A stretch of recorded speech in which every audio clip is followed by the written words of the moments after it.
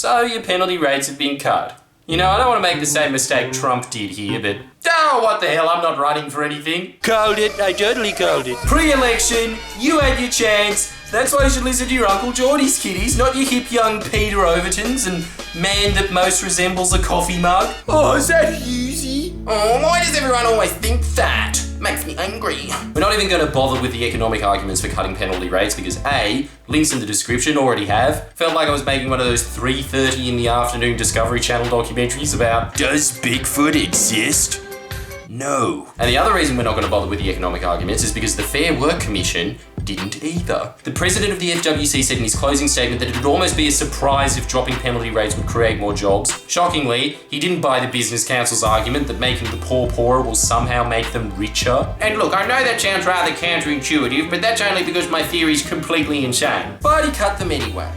And the one reason the Fair Work Commission gave for cutting this country's poorest earners' wages by $6,000 is you don't go to church as much anymore. And while I do appreciate that this will allow pastors to tell the 10 people that still attend their churches in country towns, see, this is what happens when you abandon God. Well, what are you yelling at us for, Paul? We're in church. I'm not yelling, I'm just saying, don't get any ideas. it's obviously not the reason 700,000 Australians were put dangerously close to the poverty line. So the point of this video is to make crystal clear who's responsible. Bill Shorten. Yeah. According to Australia's most prominent parliamentary historians, bald guys in their 40s wearing Oakley sunglasses in their display pics. Wish I was Dog the Bounty Hunter, nothing wrong with that. Bill Shorten cut penalty rates apparently because, Yeah, but he's part of that fucking mob that set it up. You know. Labour. Despite it being in operation since 2009 to replace John Howard's work choices, which would have not only instantly scrapped penalty rates, but almost every other right at work you have apart from minimum wage. Propaganda. Why don't you just leave me to me morning gander? While I understand that 2009 is a very forgetful year, all I can remember about it is the Terminator Salvation came out.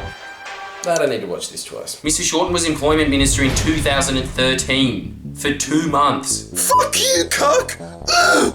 Bill Shorten put penalty rates up for review in those 2 months, Peter! I don't like to generalise, apart from the fact that I've made an entire career out of generalising. Schoolies, stereo, Bali. But anyone who prizes a piece of trivia over every other circumstance and fact should be given a copy of Lego Star Wars for free because they're 10. They're completely incapable of critical thought. Incapable of critical thought?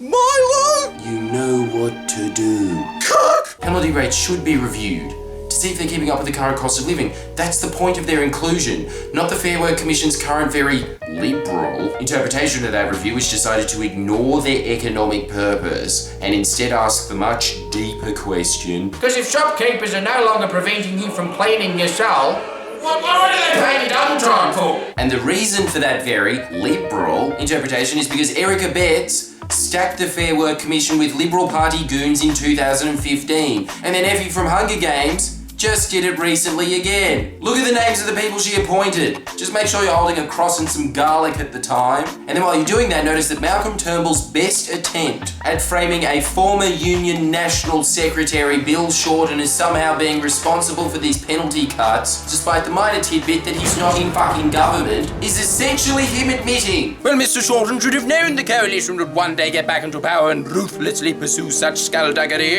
It's like blaming a tornado for carnage here. Only himself to blame. The real reason many of Australia's poorest workers just had $6,000 gutted from their paychecks isn't because of Bill Shorten. It's because of big business. Big business, who blacked out any substantial coverage of last year's election by telling their weasels in the mainstream media to incessantly snarl. Well, I think one thing we can agree on, Margaret, is that Malcolm's definitely staying in. Yes, the electorate doesn't seem angry enough for there to be a change. Because you didn't tell them that they were about to receive the biggest pay cut since the Great Depression so your bosses could get their rent-to-government back and you could pay off your mortgage. Big business, who had their lobbyist parasites in the Business Council hound the Commission with fact-free submission after fact-free submission that the Liberal Party then stacked with corporate dogs like Tanya Sirkovic, Michael Kroger, Christopher Platt, who didn't care at all that the submissions to impoverish the nation's poorest were fact-free.